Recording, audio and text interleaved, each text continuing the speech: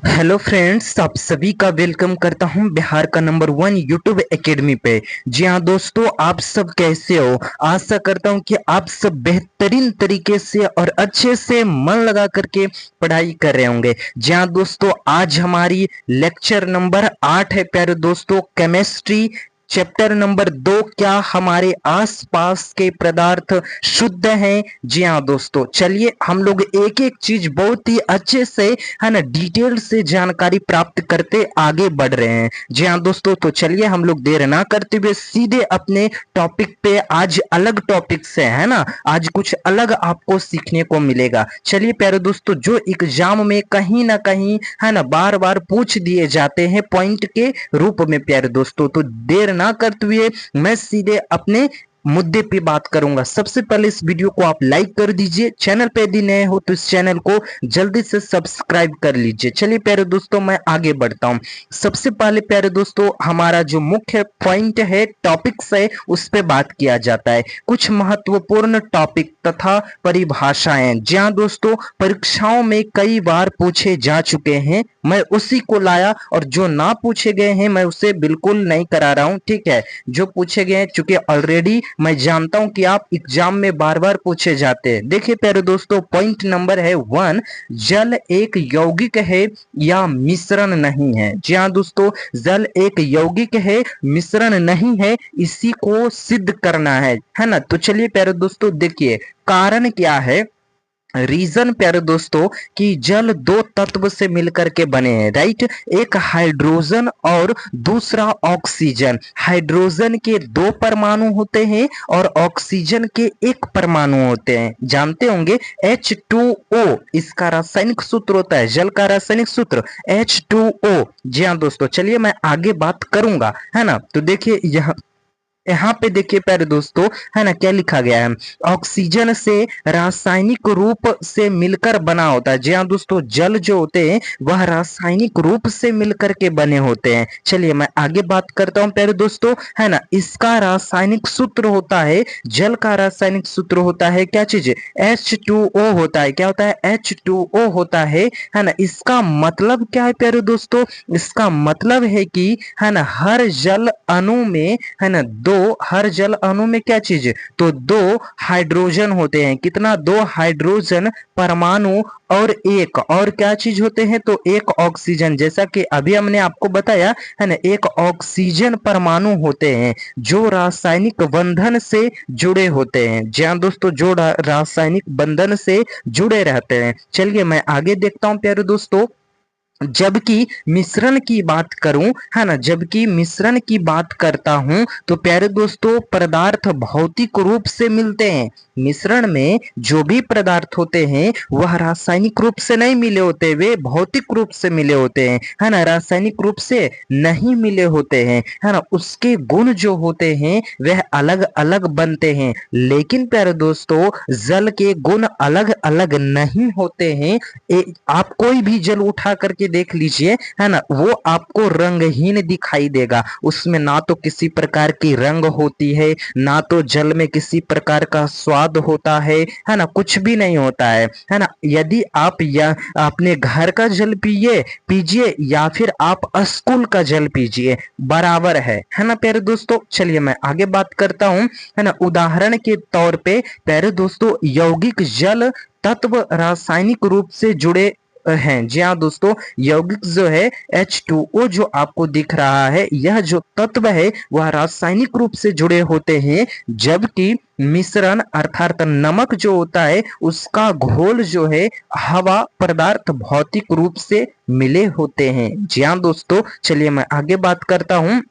निष्कर्ष, इससे क्या पता चलता है? इससे पता चलता है कि जो जल है H2O है वह एक शुद्ध यौगिक है ना। क्यों यौगिक है शुद्ध? क्योंकि इनमें तत्व जो होते हैं वह निश्चित अनुपात में रासायनिक रूप से जुड़े होते हैं। जहाँ दोस्तों, यह रासायनिक रूप से जुड़े होते हैं। यदि आपने यौगिक के बारे में पूरी जानकारी प्राप्त की है तो आपको सारी चीजें समझ में आ रही होगी, है ना। तो प्यारे दोस्तों, यदि आपने अभी तक नहीं पढ़ी है तो हमारी वीडियो तो अपलोड है, आप जाकर के पढ़ सकते हैं, देख सकते हैं, है ना। चलिए नेक्स्ट टॉपिक्स, एक अलग टॉपिक स्टार्ट हुआ है। देखिए, उपयोग में आने वाले कुछ मिश्रण, जी हाँ दोस्तों, उपयोग में आने वाले कुछ मिश्रण कौन कौन से हैं? जैसे देखिए, यह जो होते हैं, है ना, हमारे दैनिक जीवन में उपयोग होने वाले कुछ सामान्य मिश्रणों के उदाहरण हैं। चलिए देखते हैं कौन कौन से उदाहरण हैं। सबसे पहले प्यारे दोस्तों, यहाँ पे हमारा है मिल्क यानी कि दूध। देखिए, दूध भी क्या है? एक मिश्रण है, ठीक है। और किसका मिश्रण है? चलिए जानते हैं। दूध जो है यह तो पहले नंबर में शुद्ध पदार्थ नहीं है, क्योंकि यह मिश्रण है। तो मिश्रण शुद्ध पदार्थ होते हैं नहीं प्यारे दोस्तों। जैसे मिक्सचर, तो मिक्सचर में भी बहुत सारी चीजों मिले होते हैं, है ना। दाल मिले होते हैं, चना मिले होते हैं, बहुत चीजें का मिक्सचर जो होता है, बहुत चीजों का मिश्रण होता है, राइट। चलिए देखिए, यह जल, है ना, यह जो होता है जल, वसा तथा प्रोटीन आदि का मिश्रण होता है। दूध जो होता है जल, वसा और प्रोटीन आदि का मिश्रण होता है, ठीक है। चलिए मैं आगे बढ़ता हूँ। जैसे मैं बात कर लूं इंक यानी कि स्याही, जी हाँ दोस्तों, तो यह जल तथा एक या एक से अधिक रंगों का मिश्रण होता है। जैसे मैं बात कर लूं मिट्टी, जी हाँ दोस्तों, तो यह विषमांगी मिश्रण है। मिट्टी कैसा मिश्रण है? तो यह एक विषमांगी मिश्रण है, जैसे पौधों की वृद्धि के लिए होता है, ठीक है। आगे मैं बढ़ता हूं। और आगे क्या चीज है? चाय है। जी हाँ दोस्तों, क्या चीज है? चाय। तो विषमांगी मिश्रण है, क्योंकि चाय में भी बहुत चीज मिला दिया जाता है। चाय पत्ती डालते हैं, चीनी डालते हैं, नमक डालते हैं, अदरक डालते हैं, बहुत सारी चीजों डालते हैं चाय में, तभी एक अच्छा चाय बन करके आता है। तो चाय भी प्यारे दोस्तों एक विषमांगी मिश्रण है, और ये पेय पदार्थ के रूप में होते हैं, इसे पिया जाता है, राइट। अब अगले देखते हैं प्यारे दोस्तों, पेट्रोल। जी हाँ दोस्तों, पेट्रोल जो है यह क्या है? यह भी समांगी मिश्रण होते हैं, वाहनों में ईंधन के रूप में प्रयोग किए जाते हैं, ठीक है। मैं आगे बढ़ता हूं प्यारे दोस्तों। अब देखिए, सबसे लास्ट है हमारा क्या चीज? मिश्र धातु प्यारे दोस्तों। देखिएगा, मिश्र धातु जो होते हैं, जैसे पीतल होते हैं, ठीक है। जैसे क्या होते हैं? पीतल, है ना, समांगी मिश्रण है। बर्तन, सजावट, मिशनरी में इन सभी चीजों का प्रयोग किया जाता है ना। आप देखिएगा, सजावट के रूप में मिश्र धातु का इस्तेमाल करते हैं, पीतल के तार का प्रयोग किया जाता है ना। बहुत सारे चीजों का प्रयोग करते हैं। तो ये सारी चीजें आपको जानना काफी इंपॉर्टेंट था, महत्वपूर्ण था प्यारे दोस्तों।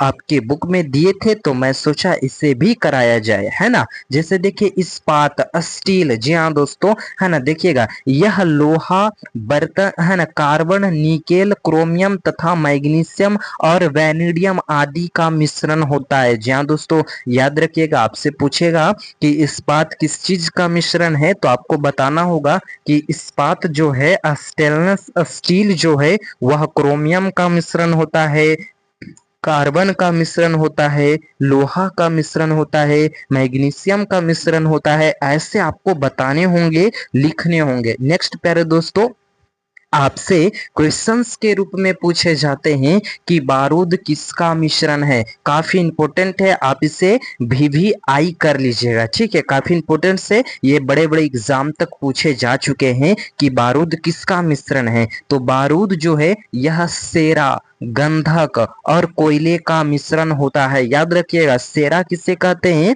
तो पोटेशियम नाइट्रेट को सेरा कहा जाता है, ठीक है। तो बारूद जो है पोटेशियम नाइट्रेट, गंधक और कोयले का मिश्रण होता है। याद रखिएगा, जिससे बम सब बनाए जाते हैं, उस बारूद की बात की जा रही है, ठीक है। यदि आपको बारूद बनाना है तो आप इन सभी चीजों का इस्तेमाल कीजिए, है ना। लेकिन प्यारे दोस्तों, आपको बारूद क्यों बनाना है ना, नहीं बनानी है। चलिए आगे देखते हैं, वायु किसका मिश्रण है? बहुत अच्छे प्रश्न। वायु किसका मिश्रण होता है? तो वायु नाइट्रोजन, ऑक्सीजन, कार्बन डाइऑक्साइड तथा जल आदि का मिश्रण होता है। जी हाँ दोस्तों, वायु इन सभी चीजों का मिश्रण है। तो वायु भी एक प्रकार का मिश्रण है, यौगिक नहीं, ठीक है। तो आई होप आपको यहाँ तक अच्छे से एक एक चीज एक एक टॉपिक समझ में आ गई होगी, याद हो गया होगा प्यारे दोस्तों। तो आज की क्लास यहीं तक रहती है। आज की क्लास कैसी लगी ये जरूर हमें कमेंट बॉक्स में लिख करके